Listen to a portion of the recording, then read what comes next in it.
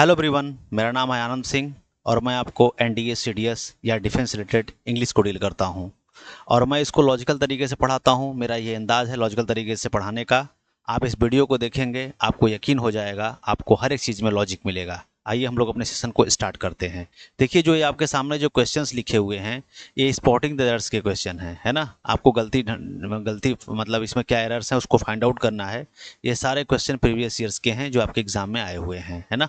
तो आइए हम लोग डिस्कस करते हैं, लॉजिक से डिस्कस करेंगे। देखिए, पहला क्वेश्चन है वी आर मीटिंग। हम लोग मीटिंग कर रहे हैं टुडे आफ्टरनून, आज की जो है आफ्टरनून में। क्यों भाई कर रहे हैं? टू डिस्कस करने के लिए द मैटर को, एंड रीच, और एक समझौते पे पहुंचने के लिए, एंड रीच अ कंप्रोमाइज पहुंचने के लिए। ठीक है, तो आ जाइए जरा सा देखते हैं क्या एरर है। देखिए, हम इसमें डायरेक्ट एरर नहीं बताएंगे, है ना। इसको ब्रेक करेंगे तो अपने आप एरर आपकी जो है फुटबॉल की तरह सामने आपको दिखेगी। आइए जरा देखते हैं। वी आर मीटिंग, यहाँ पे सही है, हम मीटिंग करने जा रहे हैं। वी आर मीटिंग, ये वर्ब की आईएनजी फॉर्म, है ना। हम मीटिंग करने जा रहे हैं आज, है ना। तो ये प्रेजेंट कॉन्टिन्यूअस बिल्कुल यहाँ तक सही है। टुडेज मीटिंग, ये आपका फ्रेज गलत है। रीज़न क्या है उसका? देखिए, दो चीज़ें हैं। या तो यहाँ पे दिस आफ्टरनून करिए, दिस आफ्टरनून कर दीजिए, दिस दिस आफ्टरनून करिए, या तो आप ये करिए, या तो करिए टुडे, या तो लिखिए आप today in the in the afternoon,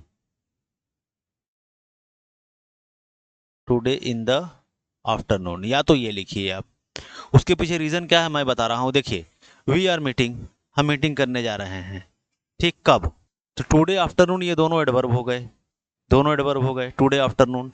और ये कोई फ्रेज भी नहीं होता भाई। कब मीटिंग करने जा रहे हैं? टुडे आज भी बता रहा है समय को, आफ्टरनून ये भी समय को बता रहा है। ये दोनों टाइम को बता रहे हैं, है ना। क्लियर उससे हो नहीं पा रहा है। और ये फ्रेज भी रॉन्ग है। टुडे आफ्टरनून कुछ नहीं होता है, दिस आफ्टरनून मतलब, अरे भाई जब आज ही है तो टुडे क्यों लिखने की जरूरत है ना। दिस आफ्टरनून मतलब जो आज वाली है, दिस जो आने वाला है, जो पास वाला जो आफ्टरनून है उसमें तो आप दिस आफ्टरनून लिखो। ऐसा लिखते ही जब लिखोगे यहाँ पे आफ्टरनून क्या है तुम्हारा? नाउन हो जाएगा, नाउन हो जाएगा। ठीक है, और यहाँ पे दिस क्या हो जाएगा तुम्हारा? एडजेक्टिव हो जाएगा। या तो आप ऐसे समझ सकते हो इसको, या फिर टुडे वी वर मीटिंग, कब? टुडे, टुडे आपका जो है नाउन एडवर्ब है, तो यहाँ पे कब का रिप्लाई कर रहा है, तो एडवर्ब हो गया। इन प्रेपोजिशन है, प्रेपोजिशन का जो है ऑब्जेक्ट बन जाएगा क्या? आफ्टरनून। और ये चूंकि आफ्टरनून खास है तो यहाँ पे आर्टिकल द लगा हुआ है, तो कहोगे कि मतलब दोपहर की, आज की दोपहर। टुडे इन द आफ्टरनून मतलब आफ्टरनून, आज की दोपहर की बात करोगे तो ये आपका फ्रेज सही हो जाएगा, है ना। तो आपके पार्ट ए में एरर है, बाकी कोई दिक्कत नहीं है। टू के साथ वर्ब की base form, to discuss what, तो ये इन्फिनिटिव है, एक वर्ब का पार्ट है। टू प्लस वर्ब की बेस फॉर्म इन्फिनिटिव होता है। जो वर्ब किसी भी फॉर्म में हो, अगर उसने व्हाट का रिप्लाई कर दिया, हम या हुम का रिप्लाई कर दिया, तो उसको ऑब्जेक्ट होता है। टू डिस्कस व्हाट, मैटर ये क्या हो गया? इसका ऑब्जेक्ट हो गया, द आर्टिकल हो गया। एंड कंजंक्शन है, दो चीज को जोड़े, किसको जोड़ रही है? तो यहाँ पे टू रीच, यहाँ पे टू रीच है, टू रीच लिखा हुआ है, टू हिडन है क्योंकि यहाँ पे टू एक बार आ चुका है और कंजंक्शन ने जोड़ा है इसलिए टू नहीं लिखा गया है। To reach what? कंप्रोमाइज। ये इसका ऑब्जेक्ट हो गया, आर्टिकल अ लगा हुआ है और ये नाउन है। ठीक है, तो आपको एरर कहाँ मिली? आपके पार्ट ए में एरर मिली, मैंने इसको एक्सप्लेन कर दिया। नेक्स्ट क्वेश्चन, चलिए देखिए जरा नेक्स्ट क्वेश्चन को देखिए। इधर राम और you is responsible for this section, या तो राम या तो तुम जो है रिस्पॉन्सिबल हो, जिम्मेदार हो फॉर दिस सेक्शन, इस सेक्शन के लिए। ये भी क्वेश्चन आपके जो है एनडीए फर्स्ट में 2011 में आया हुआ है। आइए देखते हैं। तो देखिए, ईदर आर, ये एक पेयर होता है, इसको बोलते हैं कोरिलेटिव कंजंक्शन, ईदर आर। उसी तरीके से बहुत सारे कोरिलेटिव कंजंक्शन के पेयर हैं। यहाँ देखिए, जैसे मान लीजिए मैंने लिखा नीदर नार, मैंने लिखा neither nor, not only but also, not only but also, ये दोनों पेयर हैं सब। ठीक है, इधर are, neither nor, not only but also, या और से दो पार्ट ऑफ स्पीच ऐड होंगे। ठीक है, क्लियर हो गई बात। तो ये जो पेयर हैं अपने अपने तरफ ये कंजंक्शन होते हैं, मतलब कोरिलेटिव कंजंक्शन है। मतलब क्या है? ये साथ साथ चलेंगे, है ना, ये पेयर में चलेंगे। नीदर के साथ नॉर, नॉट ओनली के साथ बट ऑल्सो, ठीक, इधर के साथ और, तो कोरिलेटिव कंजंक्शन है, दोनों साथ साथ चलते हैं, पेयर में चलते हैं। ठीक है, और सेम पार्ट ऑफ स्पीच को ऐड करते हैं। तो यहाँ सब्जेक्ट की बात हो रही है, दो सब्जेक्ट ऐड हुए हैं, एक राम हो गया और एक यू हो गया, दो हो गया। तो याद रखिएगा जब कंजंक्शन से, जैसे मतलब जो मैंने पेयर लिखा हुआ है, इन पेयर से जब जो कंजंक्शन जुड़ते हैं तो जो वर्ब होती है अपने पास वाले सब्जेक्ट के अकॉर्डिंग यूज होती है। तो यहाँ पे यू क्या है, यू पास है ना। यू देखो सब्जेक्ट तुम्हारा एक यहाँ पे राम हो गया, ये पहला हो गया और ये दूसरा हो गया। तो वर्ब के पास कौन सा है, वर्ब के पास भाई यू है ना। अब यू के साथ तो ईज तो लगेगा नहीं, क्या हो जाएगा, आर हो जाएगा। क्यों ऐसा होता है उसका रीजन समझो। देखो क्या होता है जब ये कंजंक्शन होते हैं, कंजंक्शन में दो सब्जेक्ट जुड़े हुए हैं और दोनों की वैल्यू बराबर है, बात को समझो, दोनों की वैल्यू बराबर है, किसी की वैल्यू तुम कह नहीं सकते हो कि कम है। भाई कह रहे हो या तो राम या तो तुम, दोनों की वैल्यू बराबर है। जब दोनों की वैल्यू बराबर है और सब्जेक्ट दो हैं तो वर्ब तो एक ही रखना पड़ेगा ना। इसीलिए रूल बन गया क्या कि पास वाले के अकॉर्डिंग जो है हम वर्ब का यूज करते हैं, ठीक है। तो पास वाले के अकॉर्डिंग, पास वाला ये है तो वर्ब उसके अकॉर्डिंग आर आ जाएगी, ठीक है। तो बाकी सब कोई प्रॉब्लम नहीं है। आर यहाँ पे एडजेक्टिव है, फॉर प्रीपोजिशन है, प्रीपोजिशन को ऑब्जेक्ट चाहिए तो एक्शन यहाँ पे ऑब्जेक्ट हो गया, दिस आपका जो है एडजेक्टिव हो गया, डिमोन्स्ट्रेटिव एडजेक्टिव हो गया। बाकी कोई प्रॉब्लम नहीं है। अब तो आपके पार्ट कहाँ पे एरर है, बी पार्ट में है। चलिए नेक्स्ट, चलिए नेक्स्ट देखिए क्वेश्चन। ये देखिए क्वेश्चन को जरा करिए। The student Flatley denied that he had copied in the examination hall. अब ये क्वेश्चन भी आपके एनडीए में आया हुआ है ना, ये भी क्वेश्चन आपके एनडीए में आया हुआ है। तो अब देखिए स्टूडेंट ने फ्लैटली मतलब साफ साफ मना कर दिया दैट ही हैड कॉपीड, कि उसने कॉपी किया था, in the examination hall, examination hall में कॉपी किया था। सेंटेंस में कोई एरर नहीं है, नो एरर है। देखिए कैसे, द स्टूडेंट आपका सब्जेक्ट हो गया, स्टूडेंट ने मना किया पास्ट में, डिनाइड हो गया। कैसे डिनाइड किया भाई, साफ साफ डिनाइड किया, ये फ्लैटली एडवर्ब हो गया, ठीक है। और ये वर्ब है, ये वर्ब है, डिनाइड किया, ठीक। और दैट आपका कंजंक्शन है, दैट आपका कंजंक्शन है, दो क्लॉजेस को जोड़ रहा है यहाँ पे। एक क्लॉज ये है, ये आपका सब्जेक्ट हो गया स्टूडेंट और ये इसकी वर्ब हो गया डिनाइड। तो सब्जेक्ट वर्ब का पेयर हो गया, क्लॉज यहाँ पे एक हो गया, ये क्लॉज आपका हो गया, क्लॉज नंबर फर्स्ट हो गया। और एक कंजंक्शन क्या कर रही है, जोड़ रही है, किसको, दूसरे क्लॉज से। ही आपका सब्जेक्ट हो गया, हैड प्लस वर्ब की थर्ड फॉर्म, ये कॉम्पीट हो गया, हैड प्लस वर्ब की third form, helping verb main verb. तो सब्जेक्ट वर्ब का पेयर यहाँ हो गया, ये भी आपका क्लॉज नंबर 2 हो गया, तो क्लॉज नंबर 2 हो गया बस, ठीक। तो कोई प्रॉब्लम नहीं है। अब आपके दिमाग में एक प्रॉब्लम आएगी, सर यहाँ पे ही हैड कॉपीड क्यों हुआ। देखो पास्ट में जब दो घटनाएं होती हैं, जो जो जो घटना पहले होती है ना, जो घटना पहले होती है उसको हम लोग लिखते हैं पास्ट परफेक्ट में, और जो घटना बाद में होती है उसको हम लिखते हैं पास्ट इंडेफिनिट में। तो ये घटना पास्ट में हुई है और ये बाद में हुई है, ये पहले हुई है, ठीक है। दोनों घटना पास्ट में हुई है। देखो कह रहा है स्टूडेंट ने फ्लैटली, साफ साफ मना किया। मना कब करेगा, पहले ये काम होगा ना भाई, उसने कॉपी किया कि नहीं किया ये उसको पता है, ये पहले हो चुकी भाई, हमने कॉपी नहीं किया है, हमने जब कॉपी नहीं किया है तो हमने मना कर दिया, तो ये काम पहले हुआ था, पहले हुआ था, इसीलिए पास्ट परफेक्ट का यहाँ पे यूज किया गया है, ठीक है। बाकी कोई प्रॉब्लम नहीं है। इन प्रेपोजिशन है, या प्रेपोजिशन का ऑब्जेक्ट है, नाउन है, आर्टिकल लगा हुआ है द, ठीक है। एग्जामिनेशन हॉल कंपाउंड नाउन है आपका, ठीक। तो कहाँ पे एरर हुई आपके, नो एरर, कोई एरर नहीं दिखी, ठीक है ना। नेक्स्ट पे चलिए जरा, नेक्स्ट चलिए देखिए। By the time you arrive tomorrow I have finished my work.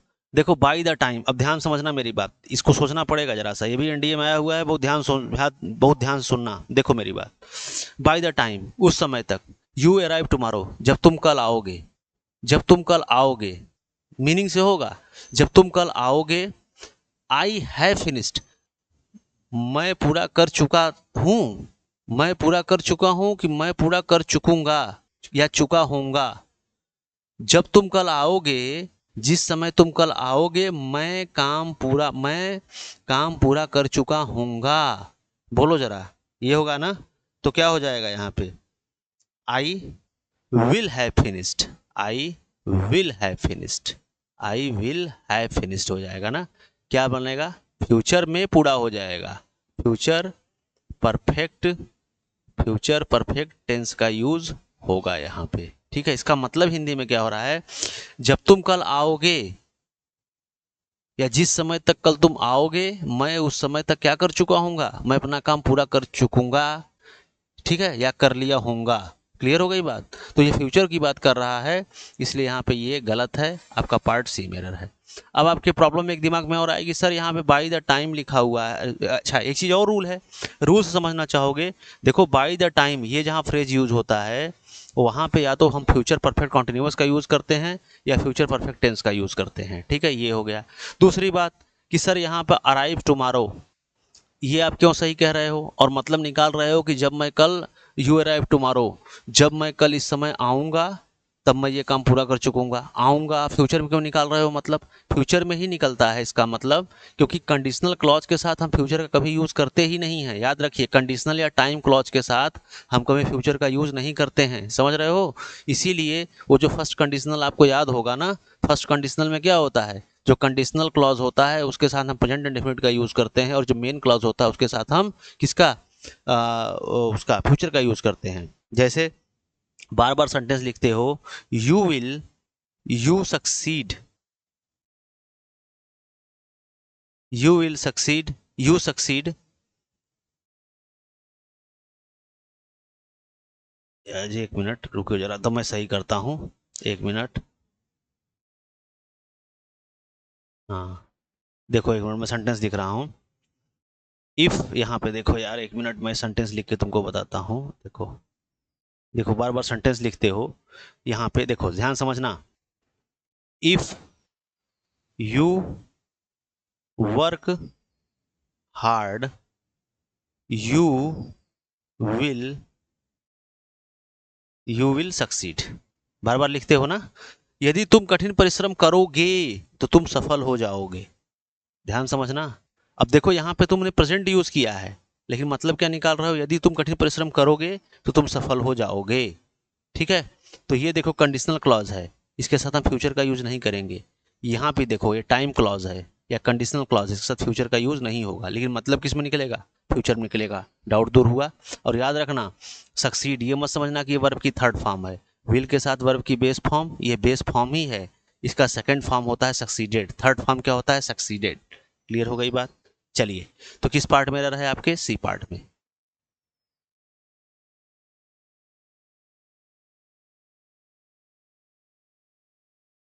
आगे चलिए।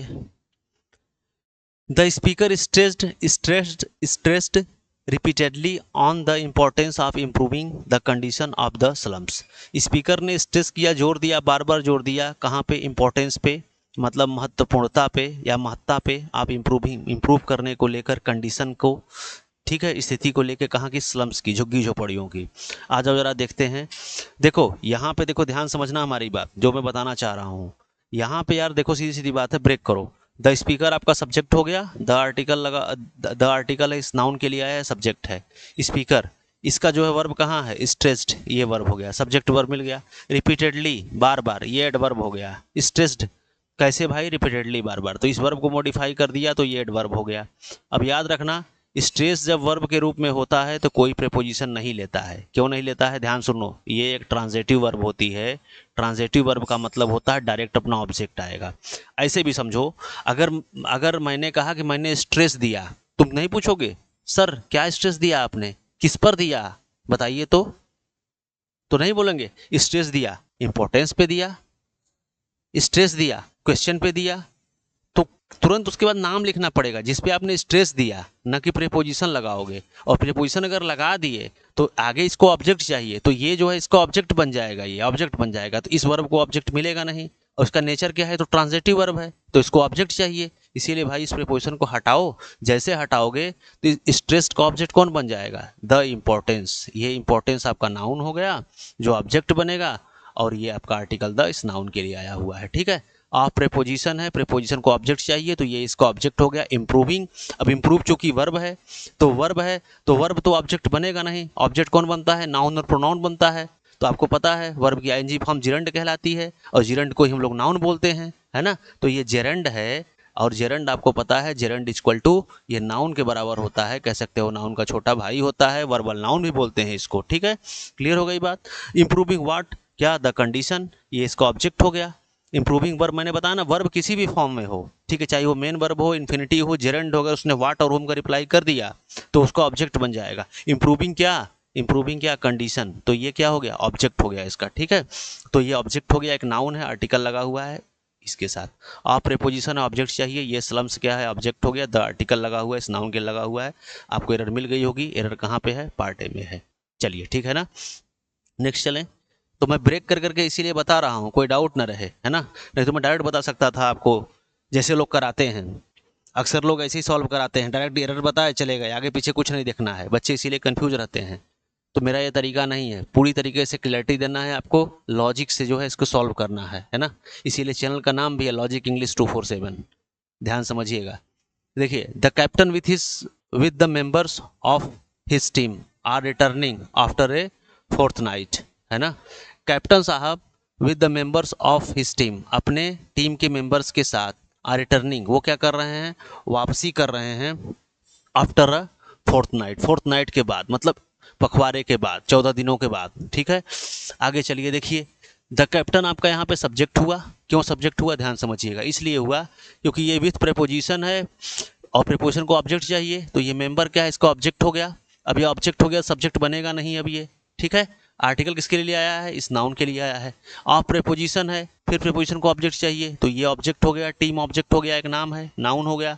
हिज क्या है, पजेसिव एडजेक्टिव है, इस नाउन के लिए आया है। तो अब समझिए जरा, ये टीम भी नहीं बनेगा सब्जेक्ट, क्यों नहीं बनेगा, क्योंकि ये प्रेपोजिशन का ऑब्जेक्ट है। ये मेंबर भी नहीं बनेगा, क्यों नहीं बनेगा, क्योंकि विथ प्रेपोजिशन का ऑब्जेक्ट है। सब्जेक्ट कौन बनेगा, कैप्टन। अब कैप्टन सिंगुलर है कि प्लूरल है, कहोगे सर सिंगुलर है, तो आर क्यों लगाए हो भाई, इज लगाओ यहाँ पे। क्लियर हो गई बात, चलो आगे। बाकी आसान है, कोई प्रॉब्लम नहीं है। वो लौट रहे हैं, इज रिटर्निंग मतलब ये प्रेजेंट कॉन्टिन्यूअस है, ठीक है। आफ्टर यहाँ पे क्या है, आफ्टर एक प्रेपोजिशन है, ऑब्जेक्ट चाहिए, तो ये फोर्थ नाइट, एक पखवाड़ा, एक नाम का नाम है, एक नाम है, तो ये नाउन हो गया। आर्टिकल किसके लिए आया है, इसी के लिए आया है, ठीक है। चलिए नेक्स्ट चलें, आगे देखिए। After returning from an all India tour I had to describe about it. देखो यार यहाँ पे देखो, आफ्टर रिटर्निंग फ्रॉम, देखो आफ्टर एक प्रेपोजिशन है, प्रेपोजिशन को ऑब्जेक्ट चाहिए, ये लो रिटर्निंग, देखो आ गया ना, ये वर्ब है, तो वर्ब है, वर्ब को नाउन कैसे बनाओगे, वर्ब की एनजी फॉर्म लगा के, तो ये जिरंड कहलाएगा, जिरंड कहलाएगा, और जिरंड नाउन के बराबर होता है, तो ये नाउन हो गया। आफ्टर रिटर्निंग फ्रॉम प्रेपोजिशन है, प्रेपोजिशन को ऑब्जेक्ट चाहिए, तो ये देखिए यहाँ पे प्रेपोजिशन है, इसको ऑब्जेक्ट क्या है, टूर, ये ऑब्जेक्ट हो गया। ये ऑल इंडिया क्या है, इस टूर के बारे में बता रहा है, वो टूर कैसा है भाई, ऑल इंडिया का है। देखो ये हाइफनेटेड एडजेक्टिव है, हाइफनेटेड एडजेक्टिव, ये क्यों लगता है, जब हम नाउन को एडजेक्टिव की तरह ट्रीट कराते हैं, ये बताना चाहते हैं आपको कि हमने जो है नाउन को एडजेक्टिव की तरह ट्रीट किया है, तो हम जो है बीच में हाइफन का यूज़ कर देते हैं, और इसी को बोलते हैं हम लोग हाइफनेटेड एडजेक्टिव। तो ये टूर के बारे में बता रहा है, हाइफनेटेड एडजेक्टिव है।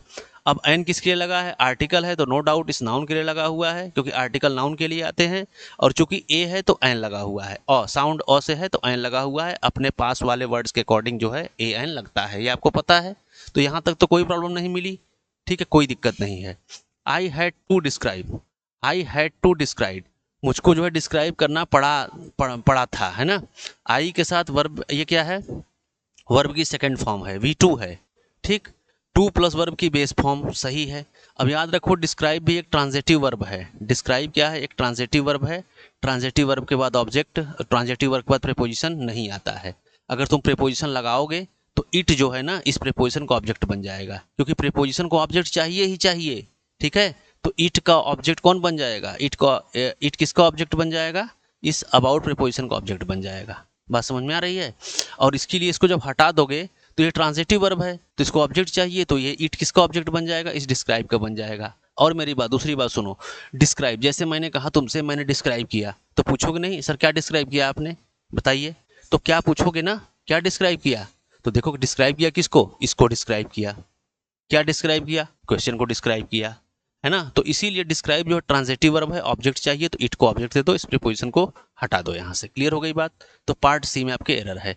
कह रहा है after returning from all India tour, return होने के बाद, कहाँ से, ऑल इंडिया टूर से रिटर्न होने के बाद, आई हैड टू डिस्क्राइब, मुझको जो है डिस्क्राइब करना पड़ा, इट, इसको डिस्क्राइब करना पड़ा, किसको, इसको। क्लियर हो गई बात। चलिए, तो समझ में आ गया होगा।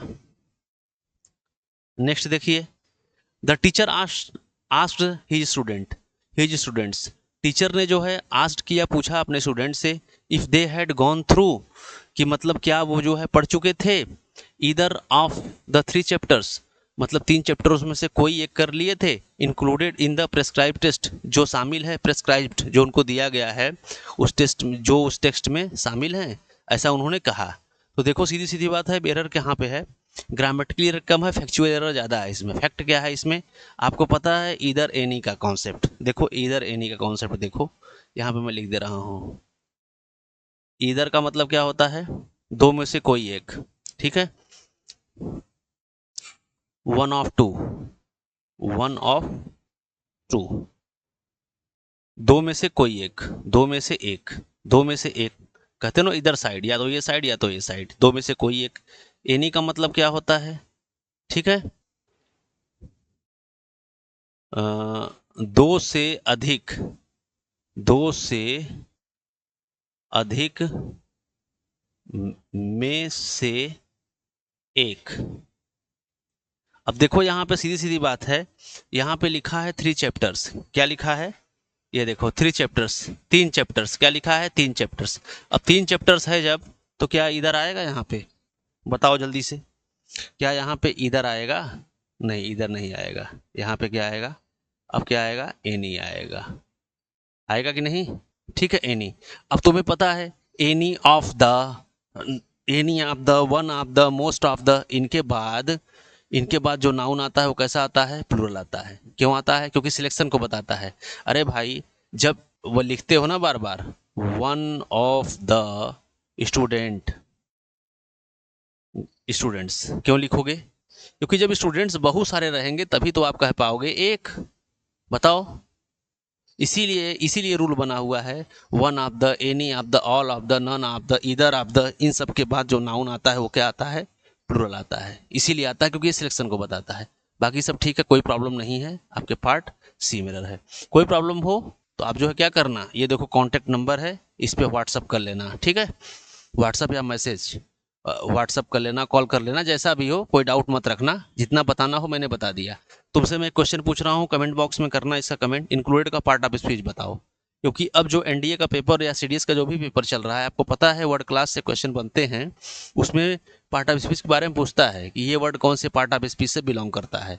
तो ये मेरा क्वेश्चन है, इंक्लूडेड का पार्ट ऑफ स्पीच आप लोग बताइए क्या पार्ट ऑफ स्पीच इस सेंटेंस में काम कर रहा है ये, ठीक है। चलिए नेक्स्ट क्वेश्चन पे मूव करते हैं, आ जाइए आगे,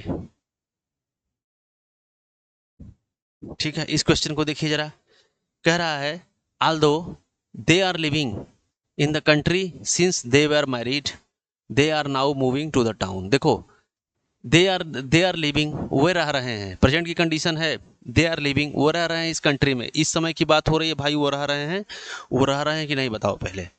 यहाँ पे देखो दे आर लिविंग, वो रह रहे हैं इस कंट्री में, बिल्कुल बात सही है, दे के साथ आर लगा है, बिल्कुल सही है, रह रहे हैं। सिंस, कब से रह रहे हैं, जब से उनकी शादी हुई थी तब से रह रहे हैं, ये पास्ट की बात है, तो बिल्कुल सही है। दे वर मैरिड मतलब जब से उनकी शादी हुई थी तब से वो यहाँ पे रह रहे हैं, रहने का काम अभी तक चल रहा है, ठीक। जब से कब से, ये टाइम दिया गया है, कब से भाई, जब से उनकी शादी हुई थी। अब तुम हमको बताओ, और सिंस और फॉर के साथ क्या यूज करते हो, जरा बताओ हमको, क्या प्रेजेंट कॉन्टिन्यूअस यूज होता है, क्या यूज होता है बताओ। सिंस और फॉर के साथ क्या यूज होता है प्रेजेंट में, प्रेजेंट इंडेफिनिट तो यूज होगा नहीं, प्रेजेंट कॉन्टिन्यूअस तो यूज होगा नहीं, तो यूज क्या होगा, अब तुम बताओ जरा, ये बहुत आसान क्वेश्चन है, बताओ क्या होगा। They have been living, they have been, ये देखो टाइम मिल गया ना, कब से भाई, जब से उनकी शादी हुई थी।